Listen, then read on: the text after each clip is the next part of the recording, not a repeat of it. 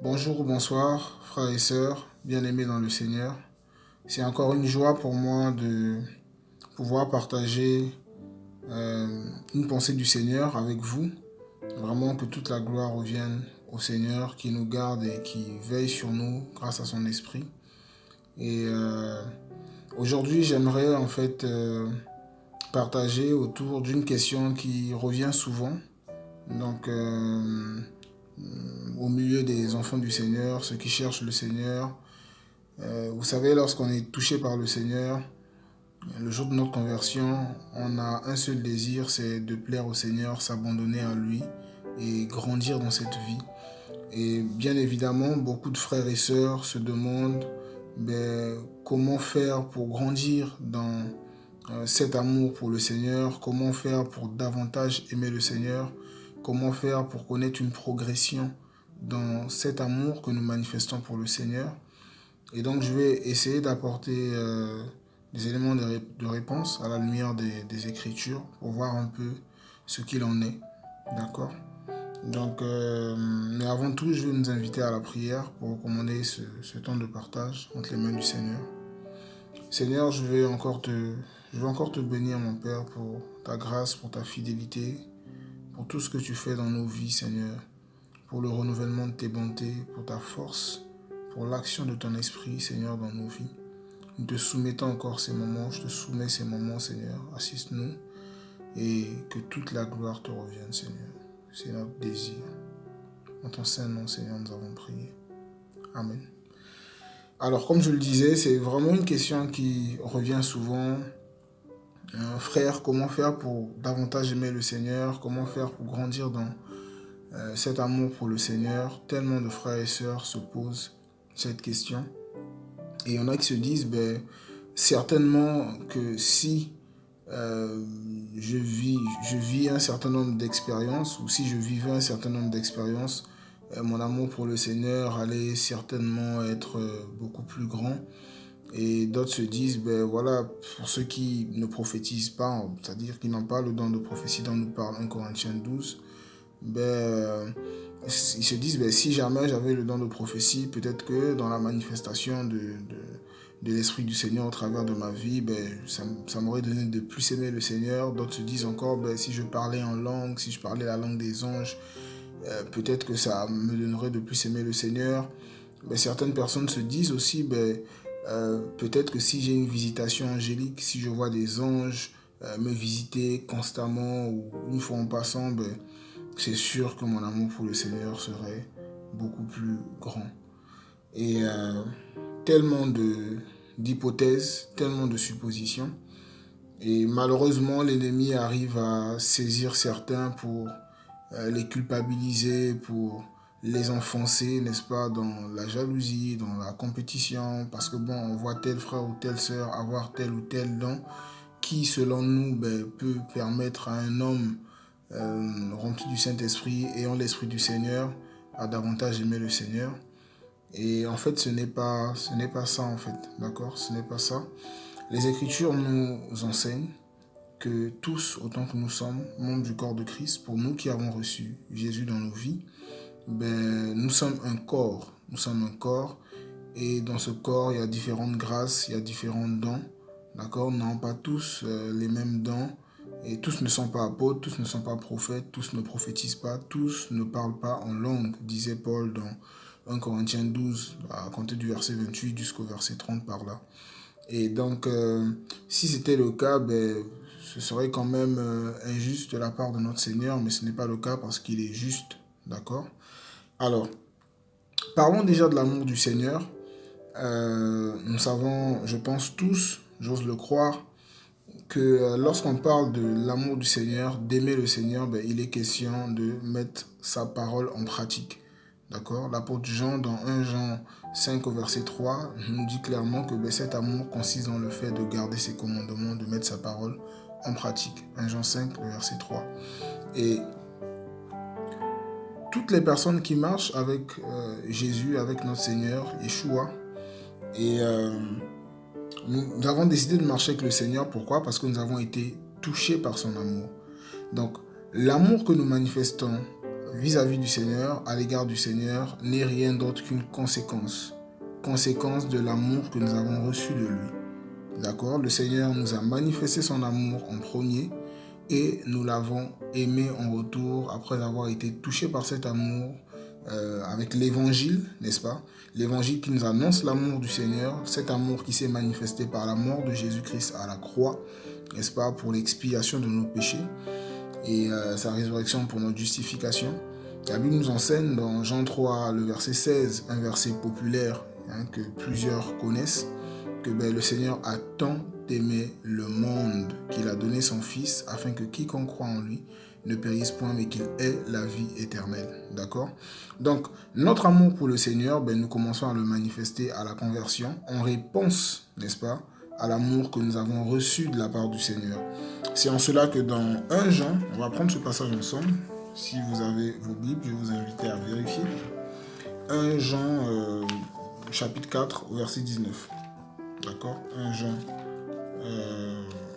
4, verset 19. Alors, la Bible dit, nous l'aimons parce qu'il nous a aimés le premier. D'accord?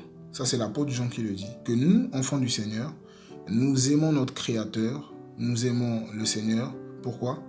Parce qu'il nous a aimés le premier. Nous aimons Jésus parce que Jésus nous a aimés le premier. D'accord? Et comment est-ce que Jésus nous a aimés? Mais c'est en se donnant à la croix. C'est par sa mort. D'accord? Par sa mort, il a manifesté son amour. L'œuvre de la croix, c'est l'expression de l'amour du Seigneur. D'accord? Et d'ailleurs, l'apôtre Paul dira dans Romains 5, au verset 8, que le Seigneur manifeste son amour, n'est-ce pas? A manifesté son amour en ce que lorsque nous étions encore pécheurs, Christ est mort pour nous. Le Messie est mort pour nous. D'accord? Donc, la mort de Jésus à la croix, la mort du Messie à la croix pour le salut de l'humanité est l'expression de l'amour du Père pour nous. D'accord? C'est l'expression de l'amour du Père pour nous. Donc, cet amour s'est manifesté. Nous avons reçu cet amour à la conversion. D'accord?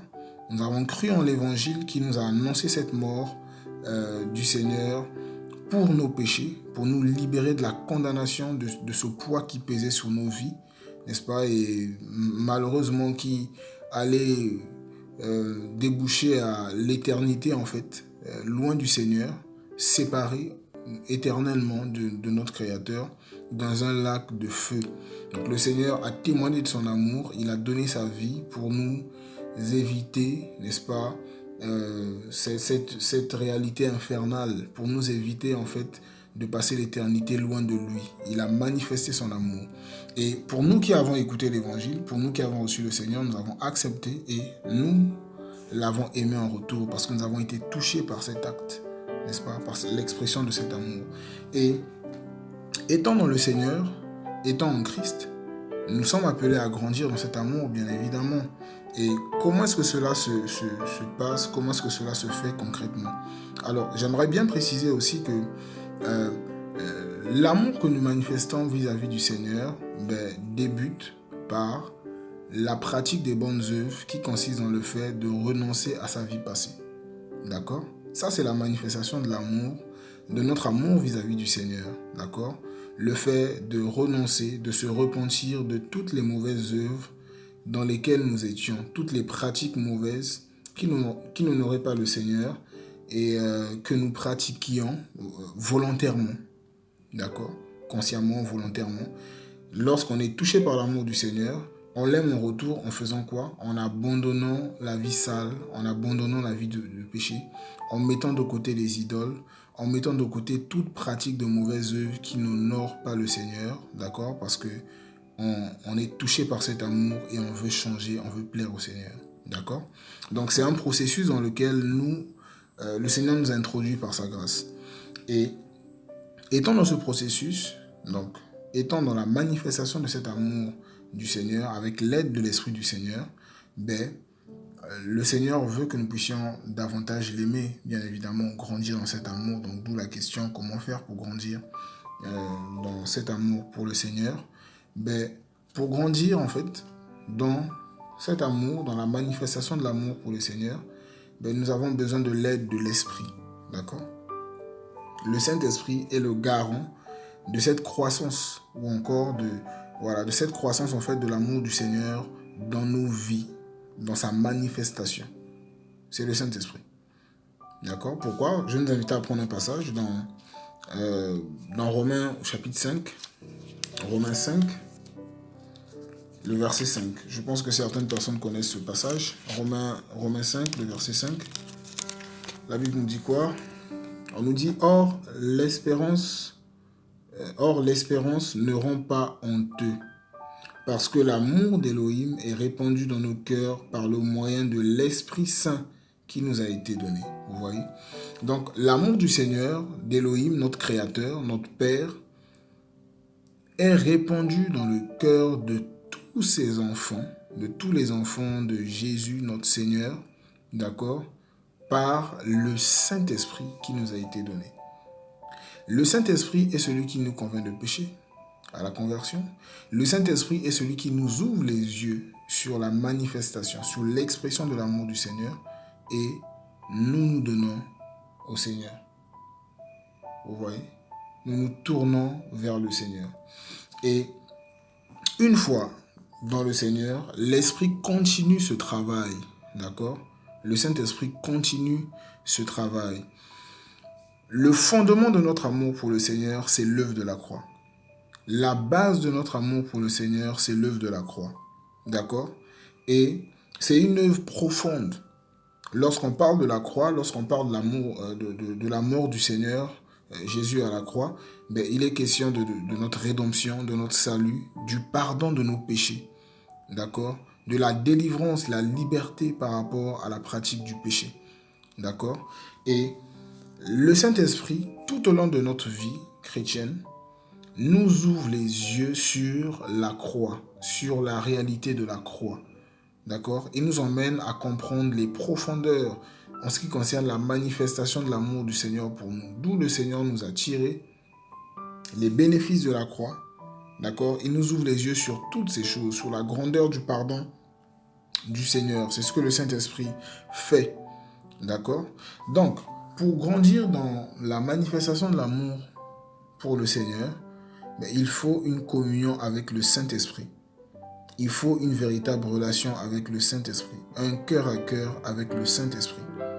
Et dans notre intimité avec le Saint-Esprit, le Saint-Esprit répand cet amour du Seigneur dans nos cœurs, en nous ouvrant les yeux, en apportant la lumière sur l'œuvre de la croix, sur le pardon que le Seigneur nous a accordé par rapport à nos péchés, sur la rédemption.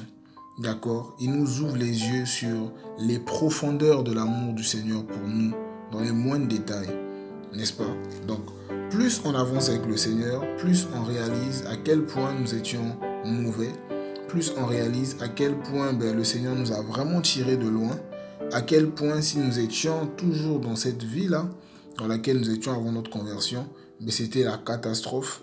Et on mesure la grandeur, la profondeur, n'est-ce pas? Comme Paul disait, la largeur, la longueur, la hauteur et la profondeur de l'amour du Seigneur. D'accord? Donc, l'Esprit du Seigneur nous aide à grandir dans cet amour pour le Seigneur. Et l'apôtre Paul dit quelque chose, par exemple, dans 1 Corinthiens. Dans 1 Corinthiens chapitre 2. Donc, 1 Corinthiens, le chapitre 2. Et donc, il va parler en fait de cette sagesse, la sagesse du Seigneur, l'évangile, Jésus, Yeshua, n'est-ce pas, notre maître. Et cette sagesse que toutes ces personnes, ces chefs religieux qui avaient tué notre Seigneur n'avaient pas connue. S'ils l'avaient connu, ils ne l'auraient pas fait, disait Paul. Et au verset 9, 1 Corinthiens 2, verset 9, il dit mais ainsi qu'il est écrit, ce sont des choses que l'œil n'a pas vues, que l'oreille n'a pas entendues, et qui ne sont pas montées au cœur de l'être humain, des choses qu'Élohim a préparées pour ceux qui l'aiment, n'est-ce pas? Et lorsqu'on lit dans la suite, on nous fait savoir que c'est l'Esprit du Seigneur qui connaît les profondeurs du Seigneur, n'est-ce pas? Qui sonde les profondeurs du Seigneur. Et on nous fait savoir, dans la suite, au verset 12, verset qui nous intéresse aussi. On nous dit, or nous n'avons pas reçu l'esprit de ce monde, mais l'esprit qui vient d'Élohim, afin que nous connaissions les choses qu'Élohim nous a données par sa grâce. Alléluia. Donc, le Saint-Esprit nous enseigne, nous apprend des choses, nous enseigne dans les profondeurs sur les bénéfices de l'œuvre de la croix. Toutes les choses que le Seigneur nous a données par sa grâce, n'est-ce pas? Déjà, il nous ouvre les yeux sur notre passé, d'accord? Parce que pour bien apprécier une solution apportée, ben, il faut avoir aussi une vue assez claire sur le problème dans lequel nous étions, ou le problème auquel nous étions confrontés, n'est-ce pas, pour bien apprécier la solution. Donc, le Saint-Esprit nous ouvre les yeux. À la conversion, oui, on sait qu'on était pécheurs, on sait que ce que nous faisions n'était pas bien, mais plus on avance avec le Seigneur, le Saint-Esprit met l'accent sur ces choses, n'est-ce pas? On réalise que franchement, nous étions dans la pourriture, on réalise que franchement, la vie que nous menions n'était vraiment pas bonne. Pourquoi? Parce que plus on avance avec le Seigneur, plus il nous rapproche de sa sainteté. Vous voyez? Donc, le Saint-Esprit nous emmène à réaliser que vraiment c'était le chaos, ce dans quoi nous étions, et la grâce du Seigneur est vraiment particulière. Et ce que le Seigneur a fait pour nous, il n'y a pas de prix, vous voyez, il n'y a pas de prix. Et aucun homme n'aurait pu le faire, personne n'aurait pu le faire, vous voyez. Et ça nous donne d'être davantage amoureux du Seigneur, davantage amoureux du Seigneur. Lorsqu'on réalise à quel point il nous a pardonné, on l'aime plus, d'accord? Lorsqu'on réalise à quel point il s'est sacrifié pour nous, qui nous étions, d'où il nous a tirés, n'est-ce pas? La saleté dans laquelle nous étions, franchement, on ne peut qu'être amoureux de lui. Voilà pourquoi un enfant du Seigneur qui commence à oublier d'où le Seigneur l'a tiré, qui devient amnésique, qui oublie son passé, c'est bien évidemment quelqu'un qui finira par de moins en moins aimer le Seigneur et se retrouver dans des choses qui n'honorent pas le Seigneur. Alléluia. Et on le voit dans la vie des disciples du Seigneur, en l'occurrence l'apôtre Paul. C'est quelqu'un qui savait d'où le Seigneur l'avait tiré. Vous voyez? Lorsqu'on prend par exemple un passage dans 1 Timothée chapitre 1, 1 Timothée chapitre 1, je pense au verset 12, on va le lire. 1 Timothée chapitre 1 au verset 12. D'accord, 1 Timothée chapitre 1 au verset 12. Alors, il dit quoi? Donc là, c'est l'apôtre Paul qui parlait, il dit « Et je rends grâce à celui qui m'a fortifié, à Yeshua Mashiach notre Seigneur, de ce qu'il m'a jugé fidèle en m'établissant dans le service. » Écoutez ce qu'il dit au verset 13. Il dit « Moi qui auparavant étais un blasphémateur, vous voyez, un persécuteur et un homme violent. » Vous voyez, donc Paul a essayé un peu de résumer son passé. Il a synthétisé vraiment la chose et il nous dit un peu qui il était. Paul n'avait pas honte de rendre son témoignage parce que son témoignage était à la gloire du Seigneur. Et c'est ça. Aujourd'hui, en tant qu'enfant du Seigneur, notre vie passée est un sujet de gloire, n'est-ce pas, pour le Seigneur. Parce que c'est l'expression de son amour, c'est notre témoignage. Et il y a une puissance dedans, c'est l'évangile, n'est-ce pas, qui a eu un effet, un impact particulier dans notre vie. Et l'apôtre Paul n'était pas amnésique. Il savait d'où le Seigneur l'avait tiré. N'est-ce pas? Malgré la sainteté dans laquelle il se trouvait, la crainte que le Seigneur lui permettait de manifester avec l'aide de son esprit, n'est-ce pas? Il n'avait pas oublié que il était un blasphémateur, vous imaginez? Un blasphémateur, un persécuteur, un homme violent. Paul était un homme violent, vous voyez? Mais il dit dans la suite, « Mais j'ai obtenu miséricorde parce que j'agissais par ignorance, étant dans l'incrédulité. » Vous voyez?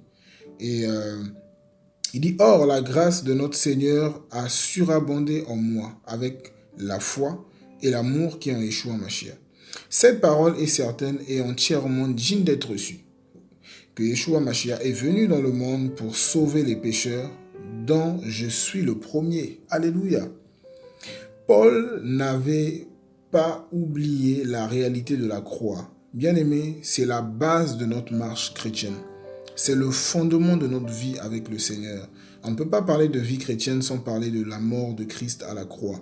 On ne peut pas parler de vie chrétienne sans parler de l'œuvre de la croix. On ne peut pas parler de l'amour du Seigneur sans parler de l'œuvre de la croix, parce que c'est l'expression de son amour pour l'humanité, l'expression de son amour pour les hommes, pour le monde. Vous voyez, c'est la base et c'est le fondement, c'est le socle. Vous voyez, et donc, pour davantage aimer le Seigneur, il faut aller en profondeur dans la réalité de l'œuvre de la croix. Et c'est l'Esprit du Seigneur qui nous aide, n'est-ce pas, à expérimenter cela. Il nous emmène en profondeur. Donc du coup, on est de plus en plus humble parce que on sait qu'on n'est pas meilleur que toutes ces personnes qui sont encore dans le monde parce que nous étions, n'est-ce pas, à l'époque comme elles, comme ces personnes. N'est-ce pas? Mais grâce au Seigneur, il nous a changés. Ça nous emmène à manifester beaucoup plus de compassion encore, vous voyez, et apprécier la grâce du Seigneur, à l'aimer davantage. Regardez un peu l'image que les Écritures nous donnent. L'une des identités que le Seigneur manifeste à notre égard, Jésus, notre Maître, et on le présente comme étant l'époux. L'apôtre Paul parle de lui dans Éphésiens 5, qui va dire que Marie aimait vos femmes comme Christ a aimé l'Église et s'est sacrifié pour elle. Vous voyez?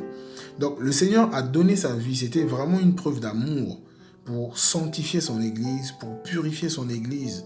Et c'est ce que nous expérimentons.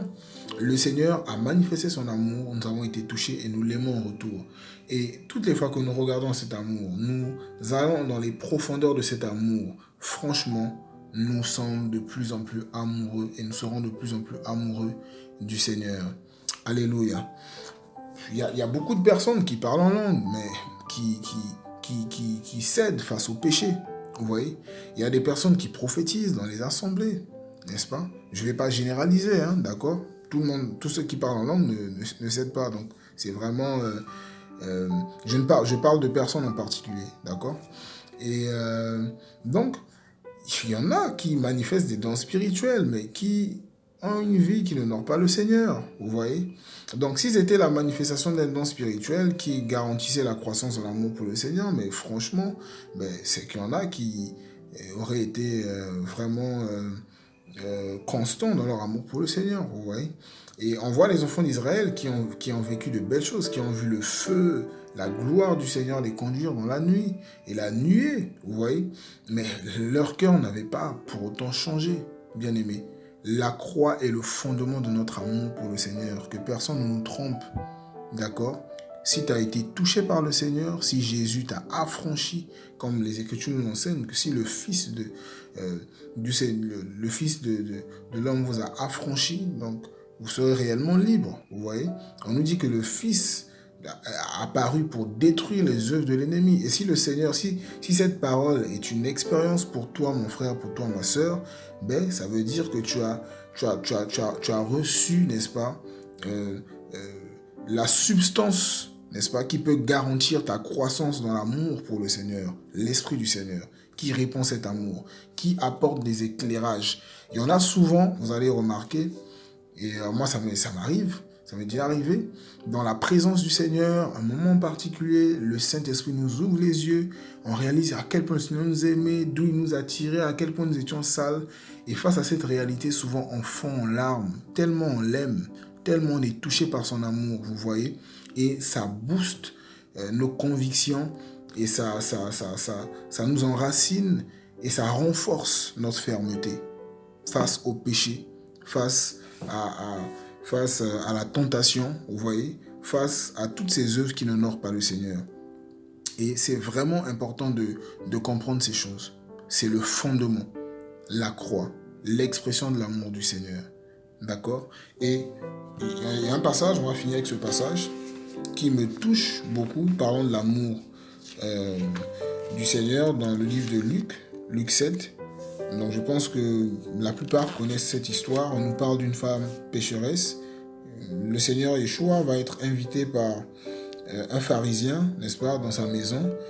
Et donc cette femme va rentrer et puis pleurer, mouiller les pieds du Seigneur avec ses larmes, essuyer les pieds du Seigneur avec ses cheveux, tout ça.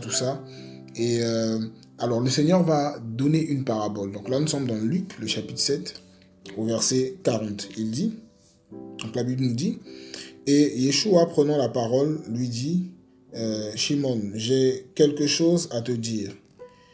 Docteur, parle, dit-il.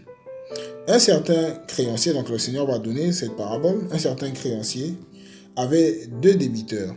L'un devait 500 deniers et l'autre 50. Et comme ils n'avaient pas de quoi payer, il leur accorda à tous les deux une faveur. Dis-moi donc, lequel l'aimera le plus?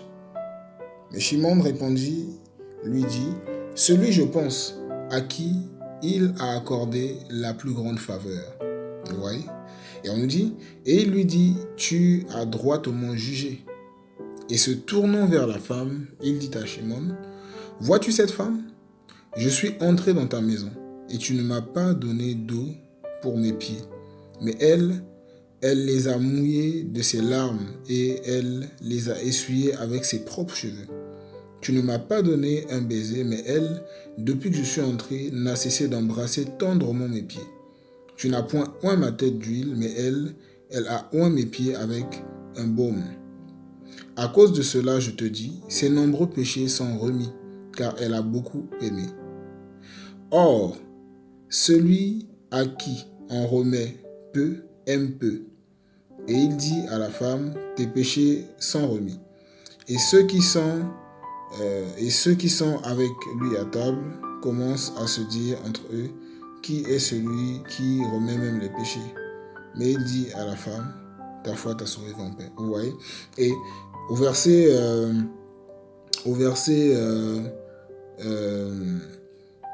47, on nous dit, à cause de cela, je te dis, ses nombreux péchés sont remis, car elle a beaucoup aimé.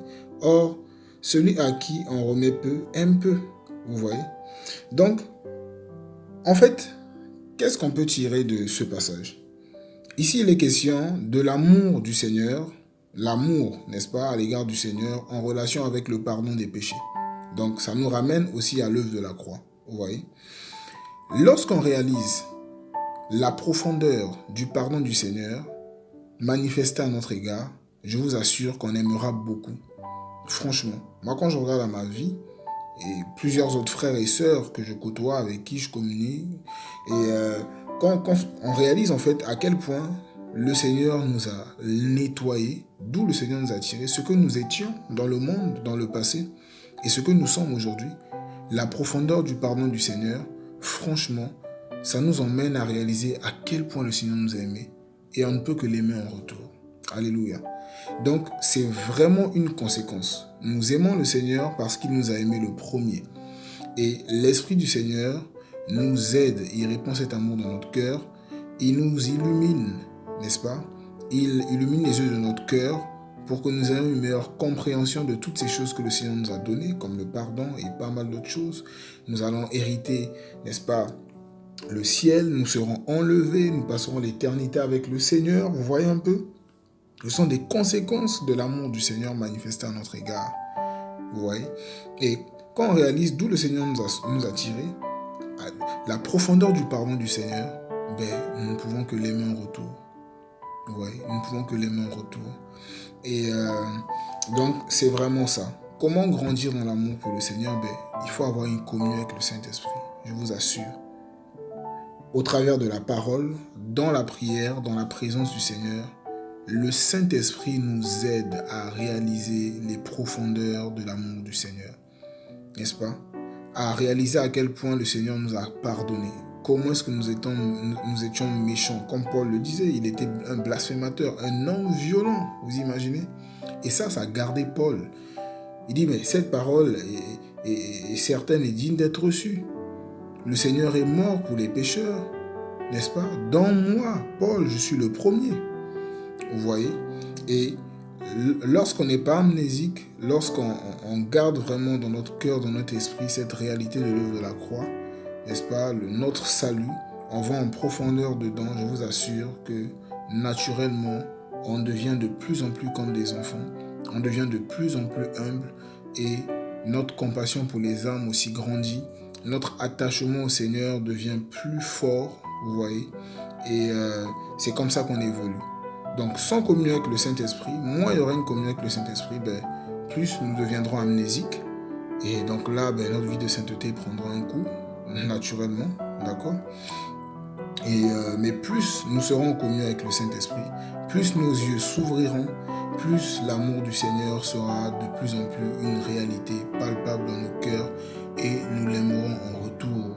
C'est-à-dire, nous allons de plus en plus pratiquer sa parole dans tous les domaines de notre vie, d'accord?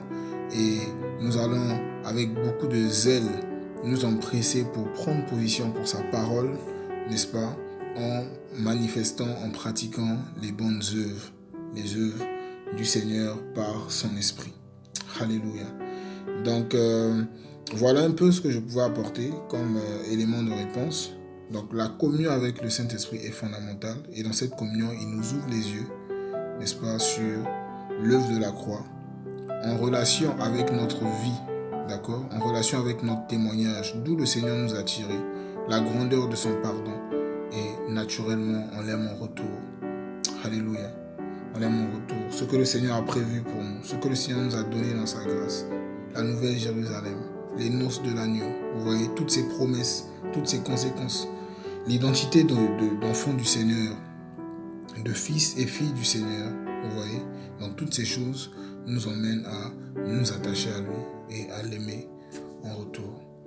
En tout cas, j'espère que vous avez été éclairés, édifiés grâce au Seigneur, que toute la gloire vraiment lui revienne. Donc, ouais, pour ceux qui aspirent à vivre certaines choses avec le Seigneur, c'est pas mauvais, d'accord? Chacun est libre de soupirer après le Seigneur, si on veut vivre des expériences particulières. Je ne dis pas que c'est mauvais, pas du tout, d'accord? Mais je dis simplement que pour grandir dans l'amour du Seigneur, le fondement, c'est l'œuvre de la croix. Et l'Esprit du Seigneur nous accompagne dans ce processus, il nous aide. Et ça nous donne d'aimer le Seigneur en retour, n'est-ce pas, de vivre une vie, d'expérimenter une vie chrétienne glorieuse, n'est-ce pas, dans la présence du Saint-Esprit, touché par son amour, rempli de la flamme de cet amour pour le Seigneur dans nos cœurs, qui nous emmène à être passionnés, assoiffés de sa présence et surtout ferme devant le péché, ferme devant la tentation, comme notre bien-aimé Jacques le disait dans Jacques 4, le verset 7, soumettez-vous au Seigneur, résistez au diable et il fuira loin de vous. Donc par amour pour le Seigneur, on se soumet à lui et naturellement on résiste à l'ennemi, on résiste à la tentation, on se garde et le malin ne peut en aucun cas nous toucher. Que le Seigneur nous garde tous, que le Seigneur nous encourage tous et soupirons après la communion avec le Saint-Esprit. Voilà pourquoi chacun doit se battre pour ne pas perdre cette communion avec le Saint-Esprit. Je vous en prie. Elle est tellement précieuse, n'est-ce pas, cette communion, parce qu'elle est déterminante. Donc, battons-nous, organisons-nous pour constamment vivre une communion avec l'Esprit du Seigneur afin de grandir dans cet amour, n'est-ce pas, que nous sommes appelés à manifester pour le Seigneur. Que le Seigneur nous garde. Je vais simplement nous inviter à la prière et prions vraiment les uns pour les autres. Prions pour que le Seigneur nous aide à maintenir, n'est-ce pas, à demeurer dans cette intimité avec son esprit, avec lui, et qui nous ouvre davantage les yeux et qui nous fasse grâce, Seigneur, nous voulons que tu nous aides davantage par ton esprit, que tu nous emmènes encore dans les profondeurs, Seigneur, dans tes bras d'amour, Seigneur. Emmène-nous encore à réaliser, Seigneur, l'œuvre de la croix, les profondeurs de la croix, ses effets, qui nous étions, Seigneur, d'où tu nous as tirés. Seigneur, donne de ne pas être des hommes et des femmes, Seigneur, frappés d'amnésie. Seigneur, nous voulons suivre, Seigneur, le modèle de notre